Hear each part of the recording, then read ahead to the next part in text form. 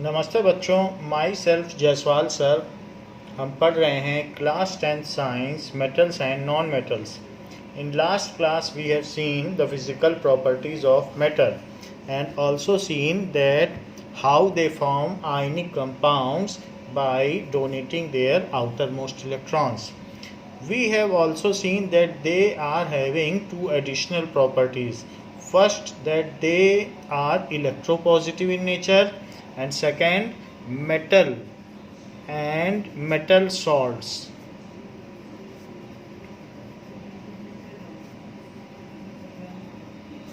give flame test. So वो flame test देते हैं. So when metal or metal salts are burnt, then different colors of flames are produced. When these are burnt, जब इनको जलाया जाएगा, then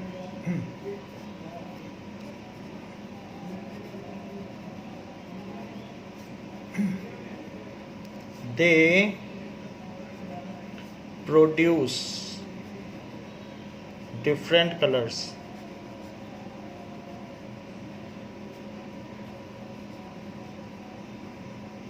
Now let us see the list. What are the colors produced?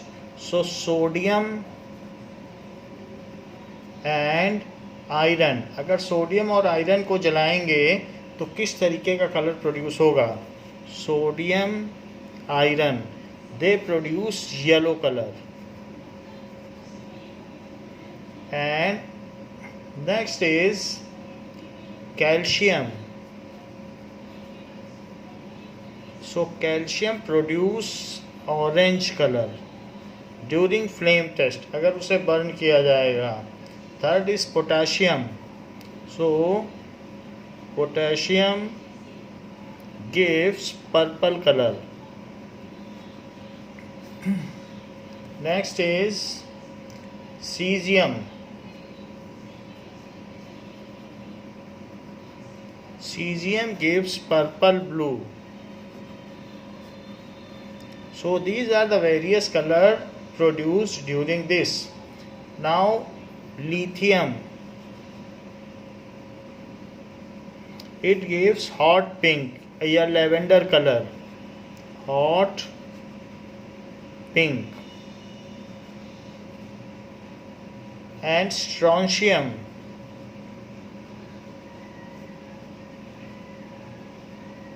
so strontium के case में ये brick red colour देगा. In case of barium, तो barium में क्या होगा? बेरियम के केस में ग्रीन कलर का फ्लेम आएगा, जबकि कॉपर के केस में भी ग्रीन कलर का फ्लेम आएगा. बेरियम एंड मैग्नीशियम, मैग्नीशियम का भी इसी तरीके का है, manganese. So Mn, manganese. So both are giving the same colour. Next is copper. Copper का जो भी सॉल्ट होगा, कॉपर 2 का सॉल्ट, सो 2 का जैसे CuCl2, तो वो भी ग्रीन कलर देगा. Boron also will give green colour. So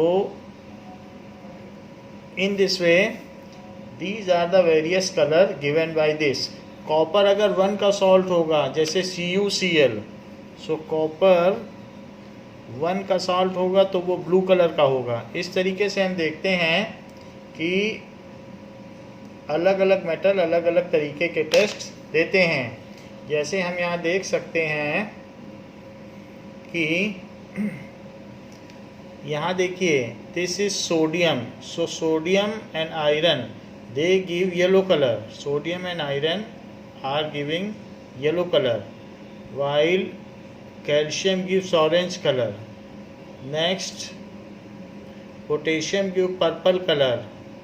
Next, cesium give blue color. And this is lithium, ये lavender color है, hot pink है. और strontium gives red color. Barium give green color, while copper 2 gives green color and boron gives green color flame, and in case of copper it is blue. So ये हम देख सकते हैं, we can also distinguish by the flame test different metal can be distinguished on basis of flame test. Now further we will move to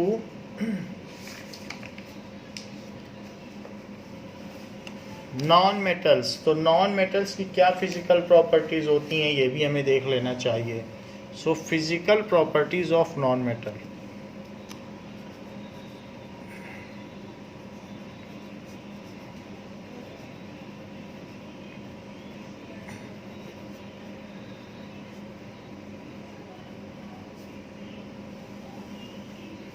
तो non metals are non lustrous, उनमें चमक नहीं होती. नॉन मेलिएबल, नॉन डक्टाइल, वो ductile भी नहीं होते हैं. नॉन सोनोरस, ब्रिटिल होते हैं. ब्रिटिल का मतलब fragile. If hammered, then break into pieces. If hammered, then break into pieces. तो ये अलग अलग टुकड़ों में टूट जाते हैं. जैसे कोल, तो कोल को आप मारेंगे, हैमरिंग करेंगे तो टुकड़ों में टूट जाएगा. ग्रेफाइट जो आपकी पेंसिल है, लेड पेंसिल, वो भी टूट जाती है. तो इस तरीके से नॉन मेटल टूट जाते हैं. एंड इसके अलावा जो नॉन मेटल्स होते हैं, they are mostly gases. Mostly gases होते हैं. सम कुछ ऐसे नॉन मेटल हैं जो लिक्विड और सॉलिड हैं, नहीं तो ज़्यादातर oxygen, nitrogen, hydrogen, chlorine, fluorine, इसी तरीके से helium, neon, argon, krypton, xenon, radon, ये सारे के सारे जो भी हैं, these are gases. One is liquid, one non metal, one is liquid, that is bromine, and few are solids. Total 17 हैं. सो 17 नॉन मेटल्स हैं, जबकि मेटल 92 हैं और 7 मेटलॉइड्स हैं. सो 17 नॉन मेटल्स हैं. टोटल 118 एलिमेंट्स हैं. And one is liquid and other are solid. जैसे sulphur हो गया, फॉस्फोरस हो गया, कार्बन हो गया, तो ये सारे के सारे सॉलिड हैं. Sulphur, phosphorus, carbon can be considered as solid. Now अब हम देखेंगे कि ये सारी चीज़ें हैं, they are bad conductor of heat and electricity. ये कंडक्ट नहीं करते हैं. So they are non conductor of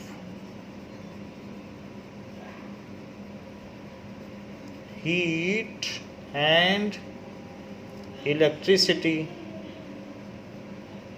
So due to absence of free electron, इसमें इलेक्ट्रॉन होते ही नहीं है. फ्री इलेक्ट्रॉन, जैसे हमने उसमें इलेक्ट्रॉन सी मॉडल देखा था, ऐसे इसमें फ्री इलेक्ट्रॉन नहीं होते.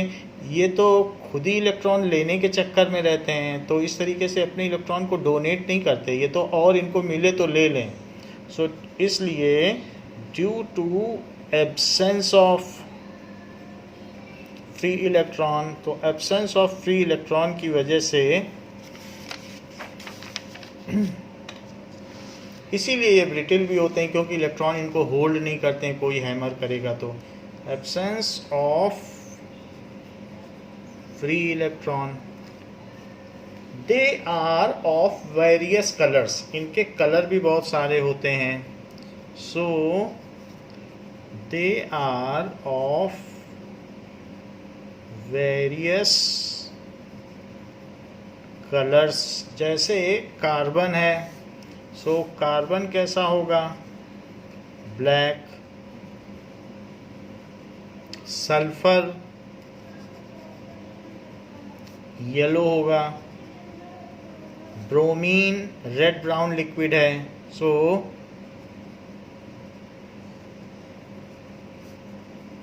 Red brown. इसके अलावा क्लोरीन गैस येलो होती है, क्लोरीन येलो। आयोडीन वो भी सॉलिड है, आयोडीन भी सॉलिड में लिखा जाएगा, ये पर्पल होगा। And oxygen pale blue. तो इनके अलग अलग कलर होते हैं। फॉस्फोरस ये या तो वाइट कलर का हो सकता है, या रेड फॉस्फोरस भी हो सकता है, या ब्लैक। इसके 3 कलर होते हैं। So they are of many colours. They can not bear loads, they can not bear loads. कोयले का तो पुल नहीं बनाया जा सकता क्योंकि वो लोड ले ही नहीं सकते हैं। So loads, so they do not have tensile strength. Low melting point, इनका क्या है, low melting point, low boiling point and less denser, less density. Mass density इनकी कम होती है, डेंसिटी। तो ये भी सारी इनमें प्रॉपर्टीज पाई जाती हैं। They are electronegative in nature.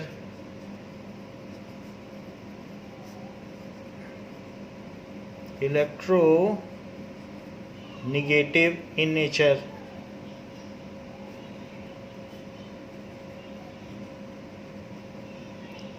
They accept electron to gain the जो nearest noble gas configuration.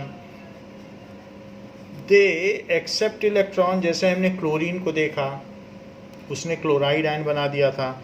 So they accept electron to complete octet. इसीलिए तो इलेक्ट्रोनिगेटिव कहा गया, क्योंकि निगेटिव आयन बना देते हैं। कंप्लीट ऑक्टेट या duplet and form anion, anion बना देते हैं। And attain nearest noble gas configuration, and attain nearest noble gas. Noble gases वे होती हैं जो किसी से रिएक्ट नहीं करती, जैसे helium, neon, argon, krypton, xenon, radon. तो उनका ये इलेक्ट्रॉनिक विन्यास पा लेते हैं। Nearest noble gas electronic configuration.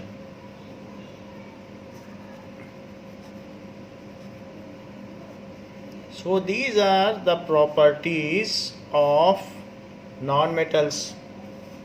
Now जहाँ पर हम एक और देखते हैं कि मेटल शाइनी होते हैं, जैसे कॉपर हो गया, आयरन हो गया, या सिल्वर हो गया। तो इस तरीके से वही नॉन मेटल अब यहाँ देख लीजिए, कार्बन ब्लैक है, सल्फर येलो है, chlorine gas this is also yellow. तो इस तरीके से इनके अलग अलग कलर होते हैं।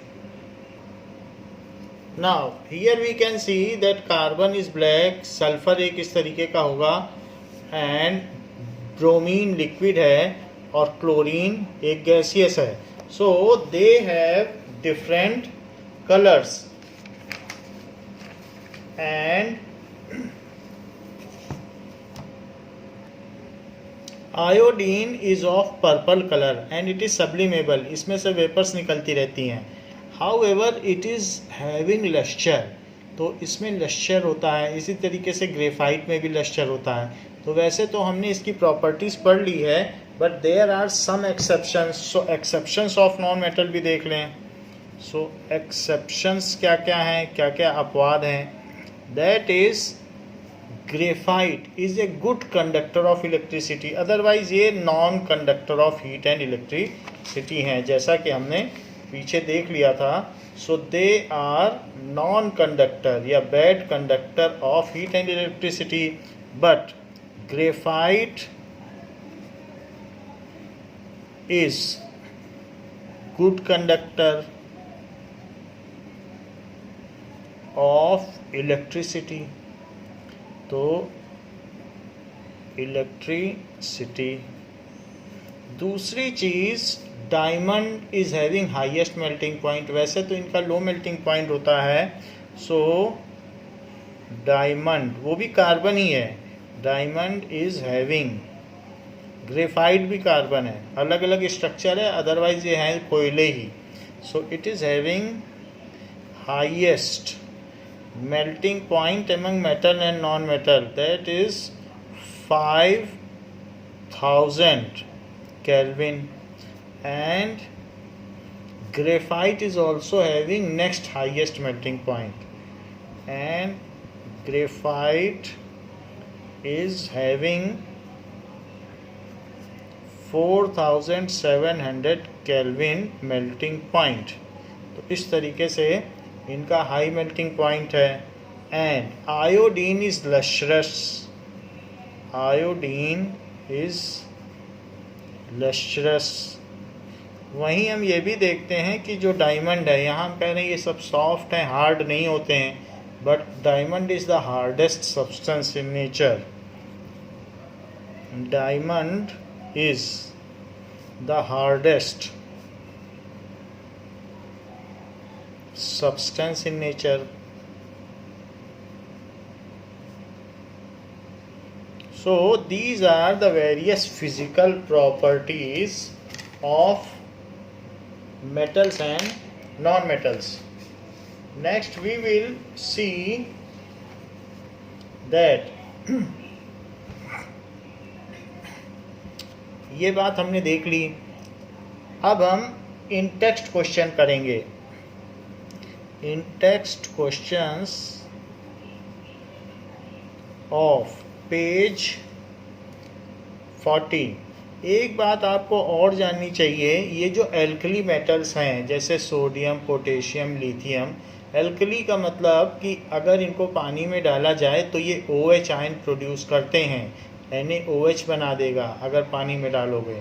Na+H2O gives NaOH. तो ये सारे बहुत सॉफ्ट मेटल हैं, ये चाकू से कट जाते हैं. सोडियम को चाकू से काटा जा सकता है, पोटेशियम को भी काटा जा सकता है. So they can easily be cut with knife.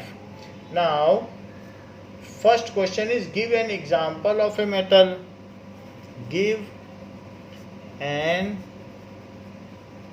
Example of a metal which is liquid at room temperature. Liquid at room temperature. ऐसा मरकरी है, हेराज्रियम, दैट इज Hg या मरकरी. हेराज्रियम इसका पुराना नाम है, मरकरी. नाउ सेकेंड, मरकरी हमने देखा वो लिक्विड होता है रूम टेम्परेचर पर. Can be easily cut with knife. तो किसे चाकू से काटा जा सकता है? Easily cut with knife, that is sodium. जैसे हम लोग की इरेजर होती है तो उसी तरीके से जैसे कट कर देते हैं चाकू से, उसी तरीके से सोडियम बिल्कुल वैसा ही होता है. So sodium. नेट्रियम इसका ओल्ड नेम है. It is the best conductor of heat. तो सबसे अच्छा कंडक्टर कौन है? तो इसको हम लोगों ने इलेक्ट्रिसिटी में पढ़ लिया है कि silver is the best conductor of heat. So is best conductor of heat, that is silver या argentum. Next is poor conductor of heat. तो पुअर कंडक्टर ऑफ हीट कौन है? लेड के बारे में कहा जाता है प्लम्बम. सो लेड Pb, तो इसका भी ओल्ड नेम है plumbum. So this is the poor conductor. So what does it mean by malleable and ductile? So malleable और डक्टाइल का क्या मीनिंग है? Malleable, so any substance which can be beaten into sheets, जिसको पीट कर बड़ा हम शीट बना सकें. आघात वर्धनीय, आघात करने पर बढ़ जाए. So any substance which can be beaten into sheets.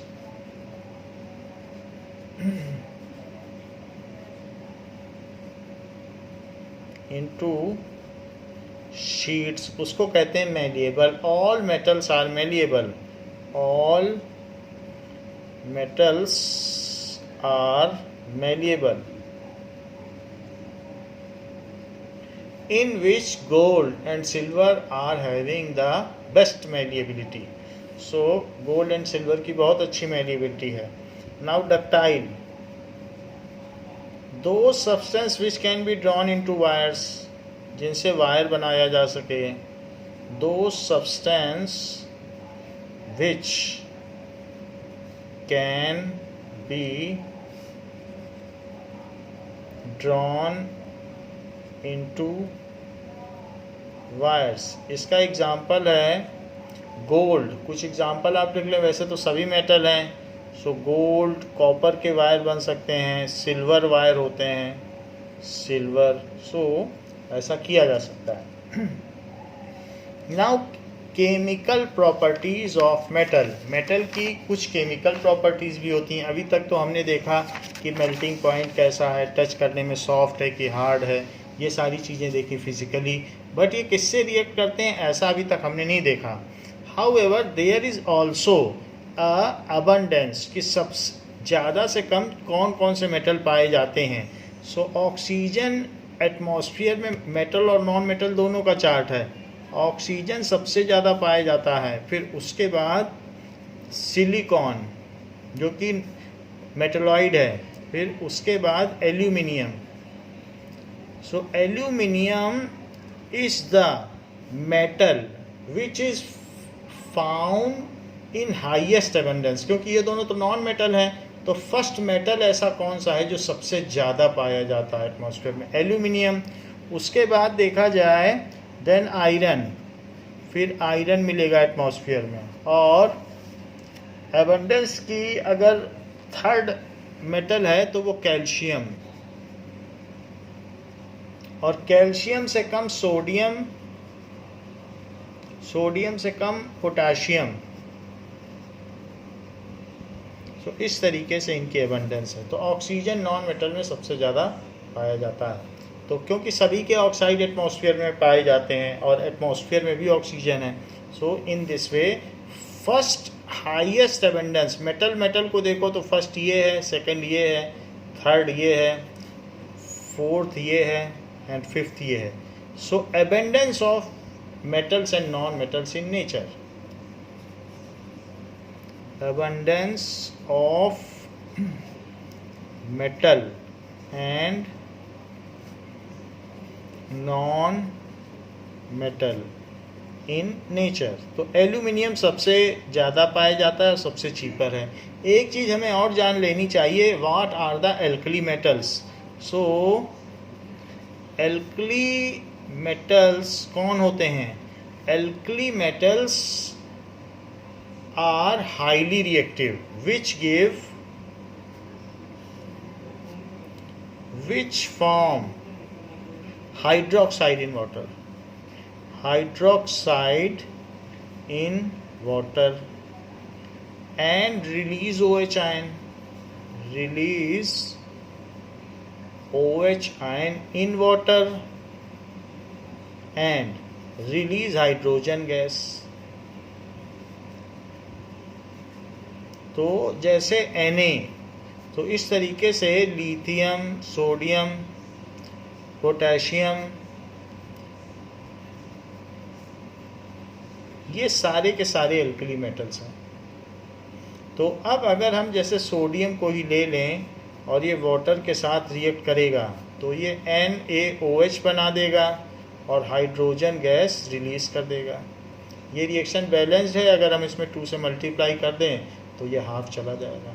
So they release hydrogen gas in atmosphere and खुद वाटर में जब जाएंगे तो ये इलेक्ट्रोलाइट है तो Na+ और OH अलग अलग हो जाएगा।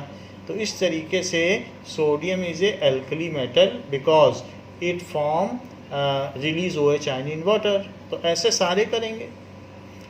तो यहाँ पर 2Na+, इसको ये भी कह सकते हैं लीना केरब CS फर, लीना के रब और CS फर। अगर आपको याद रखना है कि कौन कौन से एल्कली मेटल हैं क्योंकि आगे आने वाले हैं, तो लीना केरब CS फर। तो 2Na+2H2O gives 2NaOH plus H2. So the similar reaction is given by all. Now chemical properties of metal. अब हम मेटल और नॉन मेटल की केमिकल प्रॉपर्टीज देखेंगे। So chemical properties of metal. Metal क्या क्या chemical properties देते हैं? तो पहली चीज, all metal combine with oxygen to give metal oxide. All metal combine with oxygen to give metal oxide. कहने का मतलब है कि metal plus oxygen gas gives metal oxide. जैसे कि कॉपर ले लें और ऑक्सीजन की प्रेजेंस में अगर आप इसे रख दें तो ये Cu, आप चाहे इसे बर्न करें कैसे भी, तो CuO बन जाएगा। तो कॉपर 2 ऑक्साइड, क्योंकि 2 इसकी प्लस की वैलेंसी 2 माइनस की, तो इसे कहेंगे कॉपर 2 ऑक्साइड, जो कि ब्लैक कलर का होता है। 2 वाले को क्यूप्रिक ऑक्साइड भी कहते हैं, और जिसकी कम वैलेंसी उसको क्यूप्रस, कम वाले में अस, ज़्यादा वाले में इक, तो इसे क्यूप्रिक ऑक्साइड भी कह सकते हैं। तो इस तरीके से इसको आप बैलेंस कर लें, यहाँ 2 लगा लें, यहाँ 2। एल्यूमिनियम, शाइनी एल्यूमिनियम है, लेकिन अगर अब आप इसे एटमॉस्फेयर में छोड़ दें तो इसके ऊपर एक लेयर चढ़ जाएगी, वो प्रोटेक्टिव होगी, फिर वो और एल्यूमिनियम को आगे ख़राब नहीं होने देगी। तो इसके ऊपर एक Al2O3 di aluminium tri oxide या एल्यूमिना की लेयर चढ़ जाती है। So di aluminium tri oxide. और नहीं तो आप सिंपली भी लिख सकते हैं कि इसकी भी वैलेंसी इधर और इसकी वैलेंसी इधर, सो एल्यूमिनियम 3 ऑक्साइड, ऐसे भी लिख सकते हैं, क्योंकि इसकी वैलेंसी यहाँ है, यहाँ तो दोनों की 2-2 है, तो इसीलिए 2 लिखा गया है। तो इक्वल होती है तो कैंसिल हो जाती है। तो अब इसको आप 3 है, यहाँ 2 करें तो यहाँ 3 हो जाएगा, तो 6 हो गए ऑक्सीजन के। अब एल्यूमिनियम को भी बैलेंस करें तो 4। तो एल्यूमिनियम इस तरीके से रिएक्ट करता है। And other metals that is sodium, ये तो रेडिली रिएक्ट कर जाएगा, ये हाईली रिएक्टिव है। एल्कली मेटल तो बहुत रिएक्टिव होते हैं। सो अगर इनको ऑक्सीजन मिल जाए तो ये Na2O बना दें, सोडियम ऑक्साइड। सो अगर ऐसा करना है तो यहाँ 2 लगा दीजिए और यहाँ 4, तो ये सोडियम ऑक्साइड। इसकी वैलेंसी एल्कली मेटल्स जितने भी हैं 1 होती है। सोडियम की 1 की वैलेंसी है, तो 1 की वैलेंसी लिखने की ज़रूरत नहीं है, ऐसे ही चलता है। सोडियम की वैलेंसी वेरी नहीं करती है, तो इसलिए लिखने की भी ज़रूरत नहीं है। इसी तरह से एल्यूमिनियम में भी अगर बाईपास कर दोगे तो चलेगा, क्योंकि एल्यूमिनियम की भी वैलेंसी वेरी नहीं करती है, ये 3 ही होती है। अब हम आगे देखेंगे कि जैसे all metal combine with oxygen to give metal oxide, similarly metal oxides जो होते हैं वो 4 तरीके के होते हैं। तो हमने यहाँ लिख दिया मेटल ऑक्साइड्स, तो वो मेटल ऑक्साइड देते हैं। बट मेटल ऑक्साइड कितने टाइप्स के होते हैं? Metal oxides are of 4 types. Metal oxides are of 4 types. कौन कौन से हो सकते हैं? तो पहला बेसिक ऑक्साइड। ऑक्साइड भी क्या बेसिक हो सकता है? Basic oxide. Second neutral oxide, neutral हो जाए ऑक्साइड। Third acidic oxide. और चौथा एम्फोटेरिक ऑक्साइड।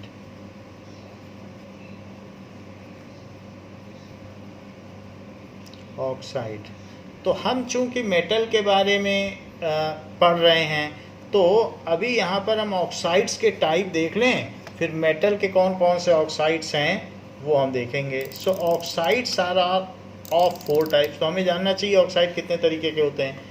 बेसिक ऑक्साइड्स होते हैं, तो मेटल के जो भी ऑक्साइड्स हैं वो सब बेसिक हैं।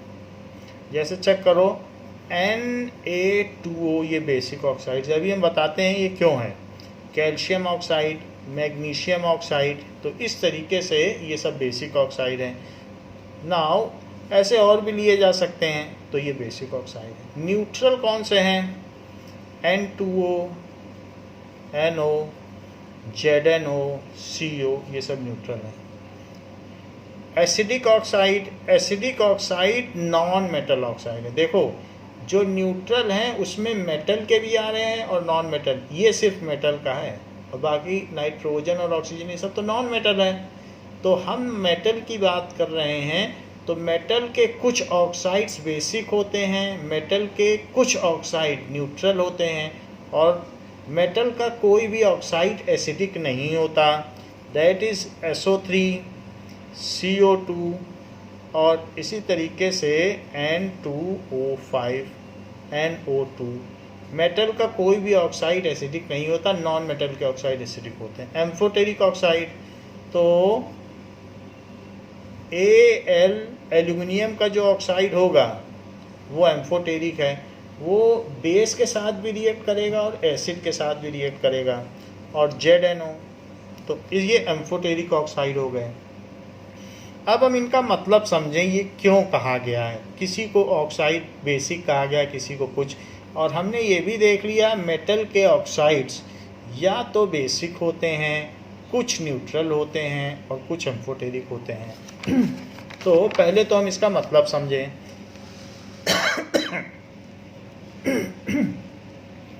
नाउ बेसिक ऑक्साइड का मतलब क्या होता है? Those oxide which in water release OH ion. Those oxides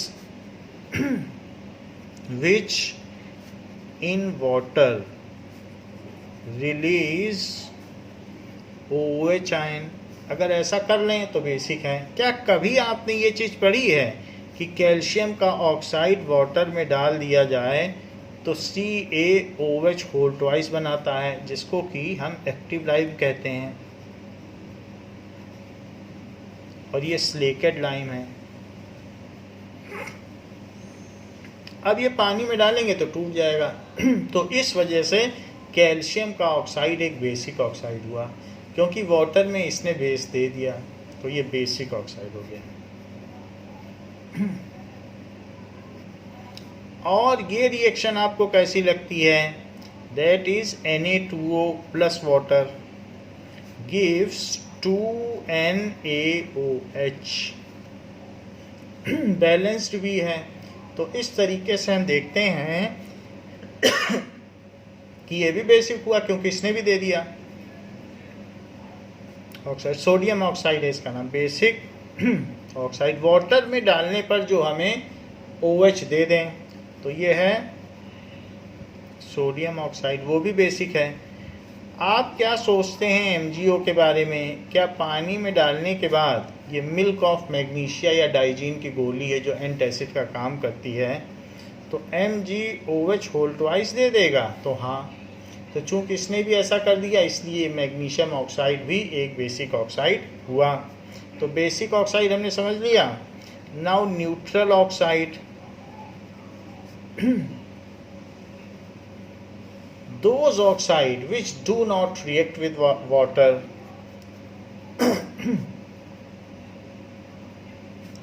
which वो रिएक्ट ही नहीं करते, do not react with water, water से रिएक्ट ना करते हो। तो पहली बात H2O खुद ही न्यूट्रल है, तो उसके अलावा ZNO, ये इसके अलावा दैट इज कार्बन मोनोऑक्साइड, फिर N2O और NO, ये न्यूट्रल ऑक्साइड हैं। तो यहाँ पर हमने लिख दिया है ZNO, इसको कट कर लें, ZNO नहीं है, ZNO तो एम्फोटेरिक ऑक्साइड है, तो ये चीज़ हटा लें आप इसमें से। अब देखें कि जैसे कार्बन मोनोऑक्साइड है, इसको कहेंगे कार्बन डाइऑक्साइड होता है, उसी तरीके से कार्बन मोनोऑक्साइड, ये एक पॉइजनस गैस है, बट ये वाटर से रिएक्ट नहीं करती है। एक लॉफिंग गैस है, अगर इसको स्मेल कर लो तो हमारे सेंसेस पैरालाइज हो जाते हैं, दैट इज नाइट्रस ऑक्साइड। तो नाइट्रस ऑक्साइड, क्योंकि इसकी सिंगल वैलेंसी है तभी तो दो मिलके यहाँ पर 2- है, तो नाइट्रस ऑक्साइड भी अगर वाटर से रिएक्ट करे तो कुछ नहीं देता। नाइट्रिक ऑक्साइड, इसकी 2 की वैलेंसी है, तो इसे नाइट्रिक कहा गया। ज़्यादा होगी वैलेंसी तो इक लगेगा, कम होगी तो अस लगेगा। तो नाइट्रिक ऑक्साइड ये भी वाटर के साथ रिएक्ट ही नहीं करता। So those oxide which do not react with a water are called neutral oxide. Acidic oxide,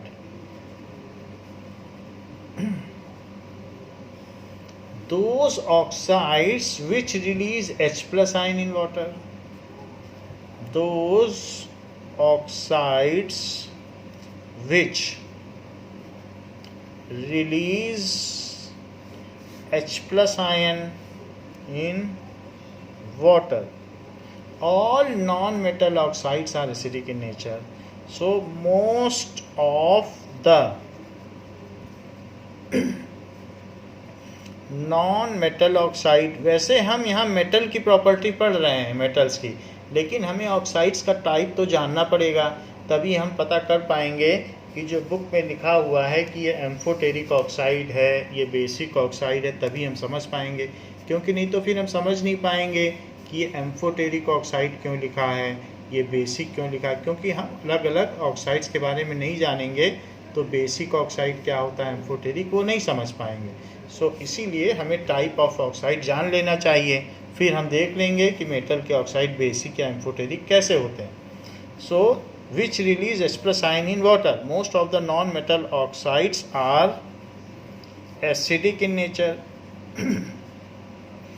जैसे कि CO2 नॉन मेटल का ऑक्साइड है, कार्बन कोयला होता है नॉन मेटल, और यदि इसमें वाटर डाल दिया जाए तो H2CO3 carbonic acid, soda water. तो सोडा वाटर थोड़ा एसिडिक होता है, जो पेप्सी में पड़ता है, लिम्का में, सभी कोल्ड ड्रिंक्स में पड़ता है, सॉफ्ट ड्रिंक्स में। सो सोडा वाटर, या इसका दूसरा नाम है कार्बोनिक एसिड। यदि इसमें आप वाटर और डाल दो तो फिर ये 2H+ और CO3 2- में रिलीज हो जाएगा। आपका रिएक्शन यहीं तक है, लेकिन समझाने के लिए बताया कि ज़्यादा वाटर डाल दोगे तो ऐसे टूट जाएगा। तो ये H+ तो दे रहा है वैसे भी एसिड है, कार्बोनिक एसिड। इसी तरीके से SO3 + H2O, एटमॉस्फेयर में SO3 रहता है और बारिश होती है तो SO3 इसमें डिज़ोल्व हो जाता है, और H2SO4 कितना ख़तरनाक एसिड, सल्फ्यूरिक एसिड बनाता है। इसीलिए एसिडिक रेन हो जाती है कई बार अगर पोल्यूशन बढ़ जाता है। इस CO2 बढ़ेगा तो भी एसिडिक रेन हो जाएगी।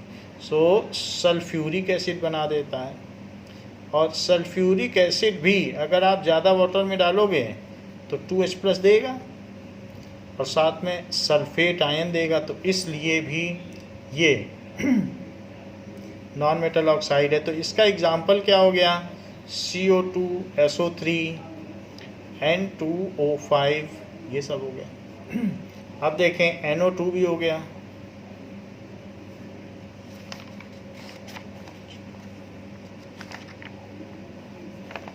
नाउ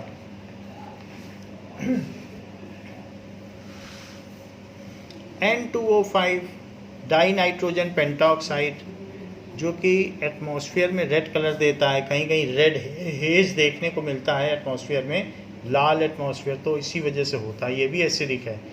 वाटर डाल देने पर ये HNO3 बना देता है। नाइट्रिक एसिड, कितना ख़तरनाक एसिड। सो नाइट्रिक एसिड बना देगा जो कि वाटर डालने पर 2H+ दे देगा और 2NO3 आयन देगा, नाइट्रेट। तो इस तरीके से वाटर में ये H+ आयन देता है, इसलिए ये एसिडिक ऑक्साइड हुआ। तो ये कैसा ऑक्साइड हुआ? Acidic oxide. CO2 कैसा ऑक्साइड हुआ? Acidic oxide. SO2 कैसा ऑक्साइड हुआ? Acidic oxide. तो मेटल के ऑक्साइड्स या तो न्यूट्रल होते हैं या एसिडिक होते हैं। नॉन मेटल के ऑक्साइड बेसिक हो सकते हैं या एम्फोटेरिक। जरा एम्फोटेरिक का मतलब समझें। तो what is amphoteric oxide?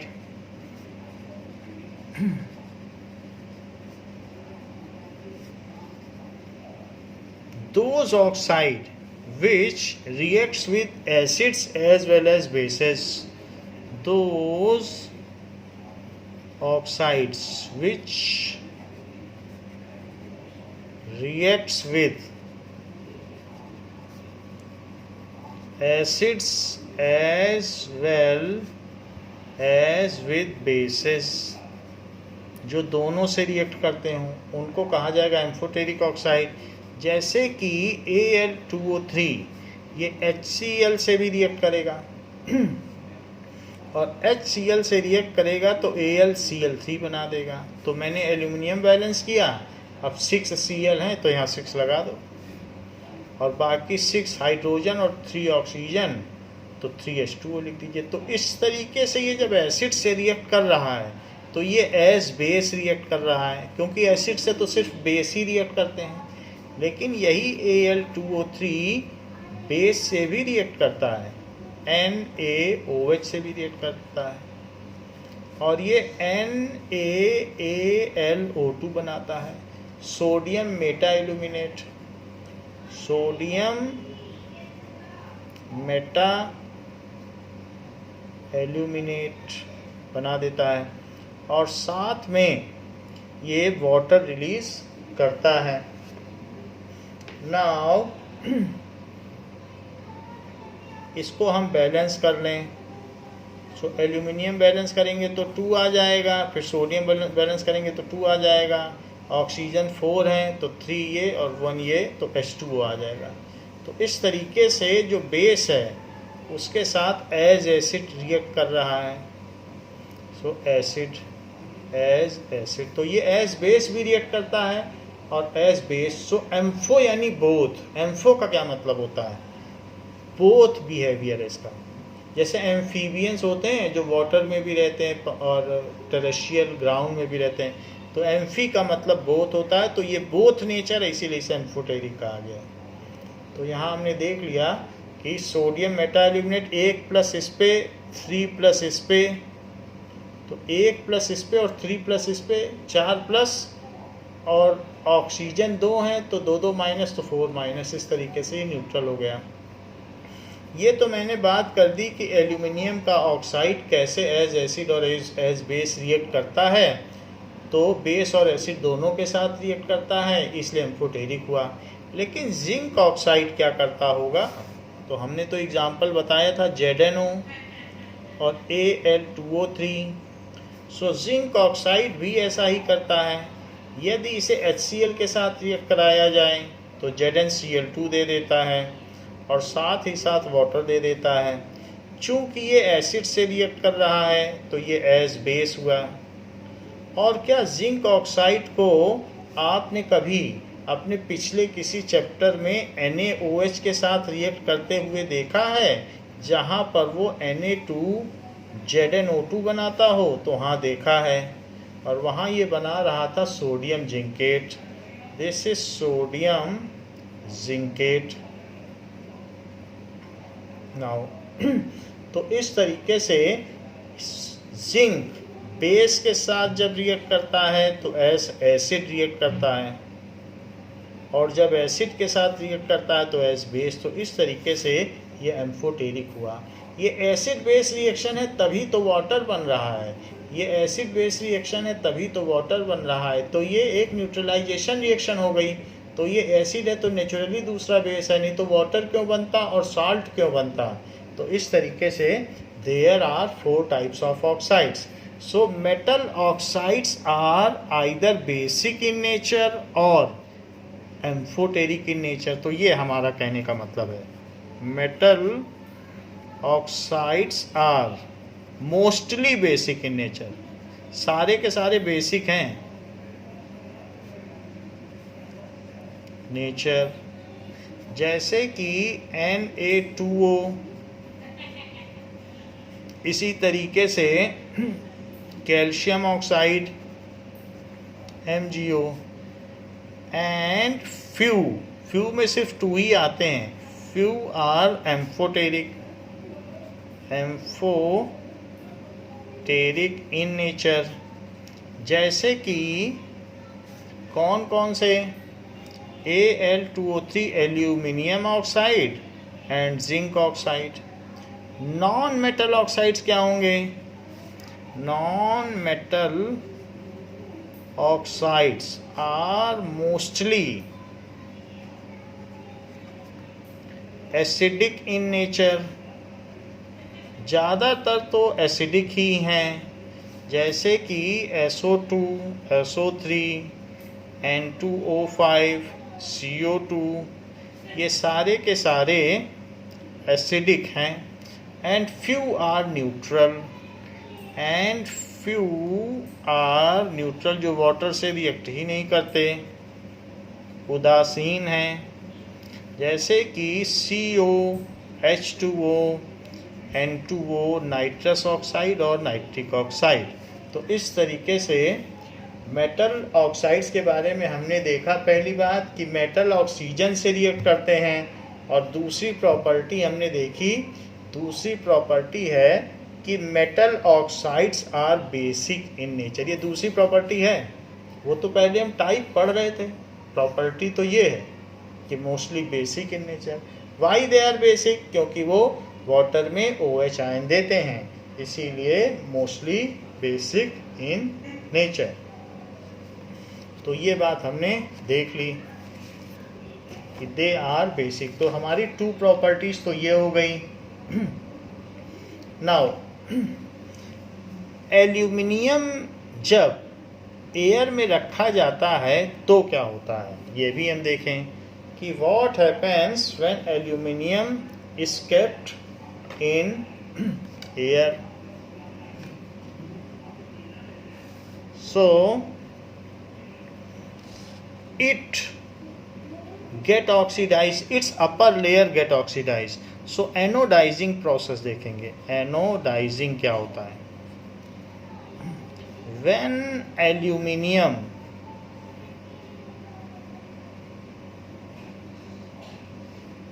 is exposed to air, then it loses its luster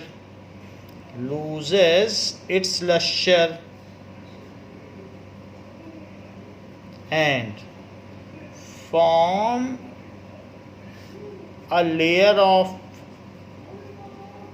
Al2O3। उसके ऊपर एक Al2O3 यानी एल्यूमिना या एल्यूमिनियम ऑक्साइड की लेयर चढ़ जाती है। Aluminium oxide which is protective in nature, which is protective in nature and stops further oxidation of aluminium and stops further oxidation of aluminium.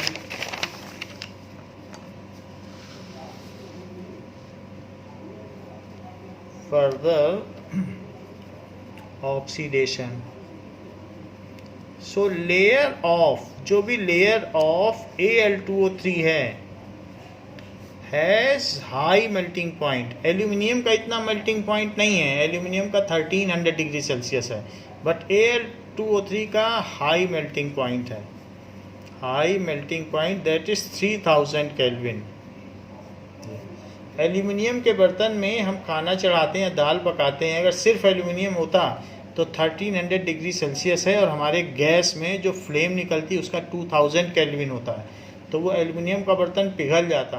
But चूंकि उसके ऊपर एक Al2O3 की लेयर चढ़ गई है तो वो उसे पिघलने नहीं देता. So it has high melting point and it is a tough layer, and it is tough layer,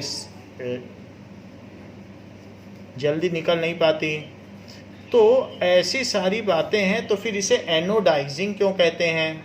so any article which is to be anodized, मान लो एल्यूमिनियम की कोई भी चीज़ है, आप पर्पसली भी उस पर ये लेयर चढ़ा सकते हो Al2O3 की. तो जो भी आर्टिकल है उस आर्टिकल को आपको क्या करना होगा कि एनोड में बांध देना पड़ेगा. ये आपका कोई आर्टिकल है ये, तो इस आर्टिकल को मान लीजिए आप एनोडाइज करना चाहते हैं, और इसको आप क्या कर दीजिए, जहाँ एनायन आते हों उसको एनोड कहते हैं. सो ये पॉजिटिवली चार्ज होगा, तो ऐसे कर दीजिए, ये एनोड हो गया. और एनोड में जो चीज़ आपने आर्टिकल है वो एल्यूमिनियम का ही कोई आर्टिकल है, और दूसरी तरफ एक एल्यूमिनियम की रॉड ले लीजिए और इस पूरे को सल्फ्यूरिक एसिड के सलूशन में डाल दीजिए, H2SO4. तो इसमें 2H+ होगा और SO4 2- इसका, और वाटर भी होगा, तो डाइल्यूट सल्फ्यूरिक एसिड. ऐसा करने से इसके ऊपर, क्योंकि there is a surplus amount of oxygen, तो ये SO2 बना के और बाकी ऑक्सीजन इसको दे के निकल जाएगा. तो यहाँ पर हम देख सकते हैं कि ये चीज़ इसकी तरफ आएगी, ऑक्सीजन इसको मिल जाएगा, SO2 बाहर निकल जाएगा, तो इसलिए इस पर एक लेयर चढ़ जाएगी. तो दिस प्रोसेस, जहाँ पर ये माइनस है इसकी तरफ कैटायन जाएगा, तो ये कैथोड हुआ. तो हमने अपना आर्टिकल तो एनोड पे रखा है, तो इस वजह से ये प्रोसेस एनोडाइजिंग हुआ, और इस एल्यूमिनियम पर प्लस चार्ज आ जाएगा और ऑक्सीजन भी आ जाएगा, तो Al2O3 बन जाएगा. जब सल्फ़र इधर जाएगा Al+, तो एल्यूमिनियम और प्लस सल्फेट आयन, तो जो सल्फेट आयन है वो न्यूट्रलाइज हो जाएंगे, वो अपने इलेक्ट्रॉन यहाँ छोड़ देंगे क्योंकि यहाँ बहुत प्लस चार्ज है, और फिर Al2O3, तो दैट इज़ Al2O3 बन जाएगा, और साथ में जो भी सल्फेट आयन होंगे वो सब निकल जाएंगे, SO3 बन के निकल जाएं, सल्फर ट्राईऑक्साइड, या SO2 बन के भी निकल सकते हैं, कुछ भी हो सकता है, दोनों गैसेज हैं. तो अगर मान लीजिए SO2 बन के निकल गए तो कुछ भी हो सकता है, दोनों रिएक्शंस होती हैं. तो अब यहाँ पर आप 3 लगा दें, ऐसा होगा. और कितने इलेक्ट्रॉन रिलीज़ हुए? 6 इलेक्ट्रॉन रिलीज़ हो गए, वो इसी में जो होंगे न्यूट्रलाइज हो जाएंगे. तो अब ये रिएक्शन बैलेंस्ड हो गई, आप देख लीजिए. तो Al2O3 यहाँ बन गया, तो 3 3 जा 9 और +3 12, यहाँ भी 12 है. तो इस तरीके से ये प्रोसेस ऑफ एनोडाइजिंग है, जिसमें कि हम शाइनी लेयर इस पर कोई चढ़ा सकते हैं, protective. Now you can see in the similar manner, हमने क्या बताया कि यहाँ एनोड है, तो एनोड है तो उस पर आप कुछ भी चीज़ जिसका एनोडाइजेशन करना चाहते हैं, एनोडाइज करना चाहते हैं, वहाँ रख दीजिए. और कैथोड में कोई भी एल्यूमिनियम रहेगा. So here we will put this is aluminium, कि ये चीज़ या कुछ भी कैथोड हो सकता है, क्योंकि हम इसमें एल्यूमिनियम में ऑक्सीजन ले रहे हैं, ये कुछ भी हो सकता है, हम इससे तो कुछ ले नहीं रहे हैं। सो आप इसमें कोई भी मेटल रख सकते हो, any substance, so any conductor हो सकता है, क्योंकि हमें तो सिर्फ ऑक्सीजन लेनी है, तो ये एनी कंडक्टर हो सकता है। तो ये जो प्रोसेस है, यहाँ पर बैटरी लगाई गई है और ये एनोडाइजेशन है। इसमें क्या होता है कि हम किसी भी चीज़ पे अच्छे कलरफुल एनोडाइजेशन कर सकते हैं, तो वो एक तरीके की रजटनेस भी आ जाएगी और वो टफ हो जाएगा और वो रोबस्ट हो जाएगा। तो हम उसकी टफनेस एंड टेंसाइल स्ट्रेंथ बढ़ा देते हैं और वो नॉन रस्टिंग हो जाएगा। ऐसे बहुत सारी चीज़ें हैं, इन सब का एनोडाइजेशन किया गया है, तो अब ये नॉन रस्टिंग हो जाएंगे। तो कुछ भी हो इस तरीके से किया जा सकता है। ये सब एनोडाइज्ड है। ये जैसे साइकिल की चेन है, ये सब एनोडाइज्ड है। तो हमने ये प्रॉपर्टी देख ली कि इसमें ये लिखा है आपके कॉलम में कि इससे अट्रैक्टिव फिनिश भी आ जाता है, प्रोटेक्टिव ऑक्साइड लेयर चढ़ाई जाती है। तो all various aluminium articles are anodized to give them a attractive finish and protective layer. Various उसको एज एनोड पे लगाया गया, इसीलिए तो एनोडाइजेशन है ये। सो एनोडाइजिंग लिख लीजिए। So various aluminium articles are anodized to give them attractive finish and a coating, protective coating.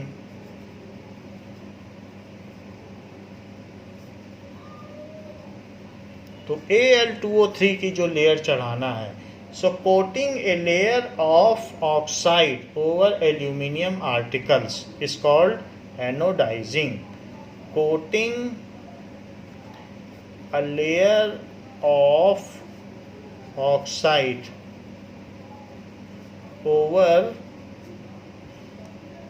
aluminum articles is called anodizing. It is done by the process of electrolysis by hanging the article at anode. It is accomplished, इसे कैसे पूरा किया जाता है? Accomplished by electrolysis of sulfuric acid and hanging the article at anode. Hanging कर दो या बांध दो, किसी तरीके से कांटेक्ट बना दो। Hanging the article at anode. तो हमने अभी तक टू प्रॉपर्टीज देख ली कि metal reacts with oxygen to form oxide, पहला था, पहली प्रॉपर्टी ये देखी। दूसरा, मेटल ऑक्साइड्स आर बेसिक और एम्फोटेरिक। तो ये दो प्रॉपर्टी लिख लें। पहली प्रॉपर्टी क्या देखी? मेटल रिएक्ट्स, ये केमिकल प्रॉपर्टी है, reacts with oxygen, atmospheric oxygen to form metal oxide. दूसरी प्रॉपर्टी क्या देखी? Metal oxides are mostly basic, mostly तो उसमें से बेसिक हैं, and few are amphoteric, few are amphoteric. अब थर्ड प्रॉपर्टी देखेंगे कि what happens when metal react with water. So metal reacts with water to form hydrogen gas. Metal की oxygen से तो रिएक्शन देख ली, अब वाटर से भी देखें। Reacts with water to form अब वो वाटर से रिएक्ट करेंगे तो क्या बनाएंगे, metal hydroxide, metal hydroxide water से रिएक्ट करके, एंड रिलीज हाइड्रोजन गैस। ऐसा कैसे होगा, ज़रा ये बात देखें। आप कहेंगे कि वाटर से रिएक्ट करेंगे तो हाइड्रोक्साइड कैसे बनाएंगे, ज़रा देख लें। अगर सोडियम वाटर से रिएक्ट करेगा तो वाटर से अगर ये रिएक्ट करता है तो NaOH बनाएगा, क्योंकि ये HOH है तो NaOH बना देगा और हाफ H2, और फिर उसमें 2 का मल्टीप्लाई कर दो। वैसे ये रिएक्शन बैलेंस्ड है, बट 2 से मल्टीप्लाई करने पर ऐसे होगा कि 2H2O और 2 NaOH प्लस H2, तो ये रिएक्शन है। मेटल वाटर से रिएक्ट करता है तो ऐसा करता है, और कभी अगर ऐसा भी हो सकता है कि मेटल अगर वाटर से रिएक्ट करे तो जैसे मान लीजिए कैल्शियम है, और अगर ये वाटर से रिएक्ट करेगा तो क्या होगा, तो सबसे पहले ये CaO बनाएगा फिर H2 बना देगा, ऐसा करेगा। लेकिन यही CaO अब आगे ऐसा भी होता है कुछ मेटल्स में, फिर ये आगे H2O से रिएक्ट करेगा तो ये CaOH का होल ट्वाइस बना देगा। यानी अल्टीमेटली यदि मेटल वाटर से रिएक्ट करता है तो अंदर ही अंदर पहले वो इंटरमीडिएट प्रोडक्ट बनाएगा जिसे कैल्शियम ऑक्साइड कहेंगे, और वहीं पर साथ ही साथ कैल्शियम हाइड्रोक्साइड भी बना देगा। तो ये भी रिएक्शन होती है कि कई बार मेटल वाटर से रिएक्ट करके मेटल ऑक्साइड बना के हाइड्रोजन बना देगा, और फिर वही मेटल ऑक्साइड वाटर से रिएक्ट करके मेटल हाइड्रोक्साइड बना देगा। और इस तरीके का प्रोसेस दिखाया गया है जिसमें इन्वर्टेड टेस्ट ट्यूब में हम हाइड्रोजन कलेक्ट कर सकते हैं। यहाँ पर action of steam on a metal दिखाया गया है। So both the reaction can happen. अब इसी चीज़ को हम वीडियो में देखेंगे।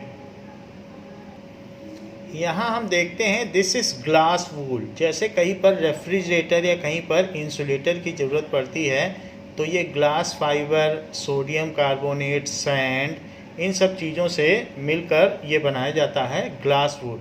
और ये क्या होता है, फायर प्रूफ है। अगर इसमें आग लगाओ तो ये नहीं जलता है, इसलिए फायर प्रूफ बिल्डिंग में भी ग्लास वूल को लगाया जा सकता है। तो इसको हम लोगों ने देखा होगा, जब कोई पुराना रेफ्रिजरेटर है तो उसमें से ये निकलता है साइड में से, तो ये ग्लास वूल है। तो ये फायर प्रूफ भी है और थर्मल इंसुलेशन भी देता है, दोनों प्रॉपर्टी इसमें होती है। और ये वाटर का एक अच्छा एब्जॉर्वर है। अब हम देखेंगे कि किस तरीके से मेटल स्टीम से रिएक्ट करता है। यहाँ हमने ग्लास वूल ले लिया है जैसे मैंने आपको दिखाया था, और उसको वाटर में सोक कर दिया है। सो अगर हम इसको हीट करेंगे, धीरे धीरे से वाटर इसमें आ रहा है ग्लास वूल से, और ये यहाँ पर मेटल है, मैग्नीशियम वायर है, जिसको कि स्टीम से रिएक्ट कराया जाएगा। So the same has been depicted here. That spiral is some magnesium metal. You'll see some water around the test tube because I got plenty of water in there. And if you look up towards the left-hand side, you'll see that there is a white substance there. It looks like a wool and so on. And what that is, that's glass wool, or sometimes we can use glass wool, which is really a ceramic wool. It's the type of thing that you put into the magnesium. So we are making steam. It takes a steam. minute or two or a few moments for the heat to get into the magnesium. But at some point you'll see the magnesium start to react. You'll see a wee bit of movement, and then suddenly the magnesium reacts. So reaction of magnesium with steam has been shown. And if you think how magnesium normally reacts, you'll see this. Now here you get a white powder of magnesium. So write that observation down. It is there. getting reacted. And look also over at the So ये hydrogen gas है जिसकी flame निकल रही है. Hydrogen burns in air. So the same has been shown. Now what has been happening? Well, the magnesium is reacting holding. You can also see in the other method, the test tube. water displacement The method. first gases, because as soon as you heat a test tube with air, the air expands and it comes out. So even if we put the heat onto the zinc, and you'll see what I see there. But so hydrogen gas is liberated. You can see the bubbles of or effervescence of hydrogen. Steam being generated inside the test tube there, and we're ignoring those bubbles. So in a moment or two, you'll see me lift the test tube over the end of the delivery tube, and that's a sign we're now starting. So you can put inverted test tube to collect the hydrogen gas. So the other person is there is a reaction. holding this test tube. Now the hydrogen gas is getting collected. You can see this is filled with hydrogen gas. It's heating it. You'll just about see it turn yellow. Now look at this test tube filling.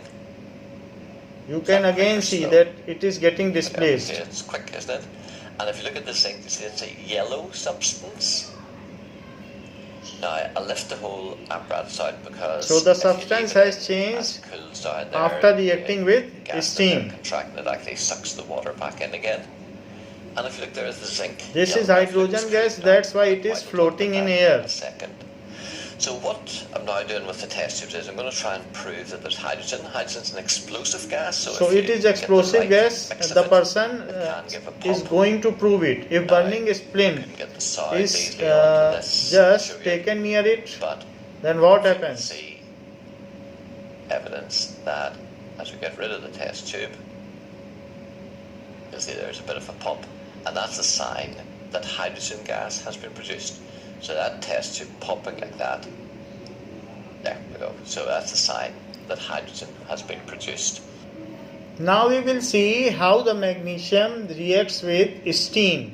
It is the glass wool taken in a large test tube, and this is magnesium wire. It is soaked in water, and if it is heated, then it will produce steam. And we know that this is fireproof. तो glass wool जलेगा नहीं, और इससे जो steam produce होगी उससे magnesium की reaction यहाँ पर दिखाई जा रही है. So for this boiling tube is connected to a delivery tube, and we are going to pass the gas form to an inverter funnel. So firstly, we will use another boiling tube filled with water and connect it to a inverter funnel. So now it is inverted funnel filled with water. Because inside the boiling tube is mainly air, we hope that this is Bunsen burner. This is Bunsen burner. All the air inside away first before there's any gas form between steam and magnesium. So it is heated to form steam. It means that some of the gases are passing out.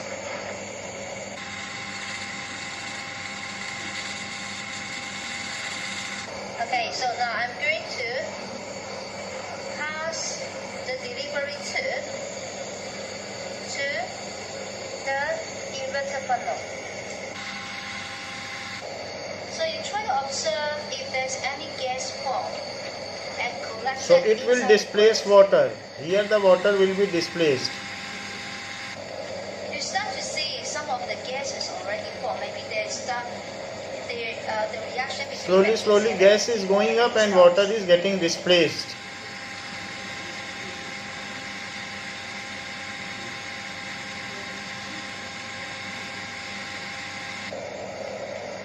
Okay, so you can see this. Now you can see it is yeah, up to large quantities completely filled with gas, hydrogen gas. and the steam. Okay, so now firstly I would remove the delivery tube to ensure that water would not suck back into the boiling tube. And then we will test the gas collected. Now maybe you can have a look about magnesium. It should now So this is glass wool which has not burnt, and this is magnesium oxide. At the end, so this is magnesium oxide. And now let's test what kind of gas is collected.